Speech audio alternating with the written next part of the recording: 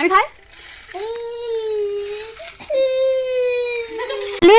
নৈহাটি বড়মাকে পুজো দিয়ে আসার পরে আমি একটুখানি শাক আলু আর কলা খেয়ে নিচ্ছি। আর এসে এত ঠান্ডা লাগছিল যে লেপের তলায় মশারির তলায় বসে বসেই আসার সময় যা ঠান্ডা লাগছিল, পুরো কনকনে ঠান্ডা। যেহেতু আমরা কোনো কিছু শীতের পোশাক নিয়ে যাইনি, ভেবেছিলাম তাড়াতাড়ি পুজো দিয়ে চলে আসবো, কিন্তু সেটা তো আমাদের ক্ষেত্রে হয়নি। মিনিমাম 7 ঘন্টা লাইনে দাঁড়িয়ে পুজো দিতে হয়েছে। যাই হোক, এখানে নিয়ে এসছে হচ্ছে দাদা মোয়া। আর এটা তো জয়নগরের মোয়া না, এটা দেবীর স্পেশাল মোয়া। তো যাই হোক, খেয়ে দেখি কেমন কি টেস্ট না টেস্ট। তো ভালোই লাগলো মোটামুটি, অতটা গুড়ের গন্ধ নেই। জয়নগরের মোয়া আলাদাই একটা সেন্ট থাকে। আর এই যে টিকটিকির লজেন্স, তোমরা কে কে বলো তো খেয়েছো? আমার তো দারুণ ভালো লাগে। এই যে আমাদের ঢঙ্গি মাসি কান্না করছে ললিপপ দিচ্ছি না বলে। তোমরা যদি দেখতে চাও ফার্স্ট পোস্টে এখন দেখতে পাবে যে ও কিরকম ভাবে কান্না করছে, পুরো ঢঙের কান্না। তারপর দিদি বই পড়ছিল, ও বসে রইলো। আজকের মতো ভিডিওটা এইটুকু, আসি তবে, টাটা।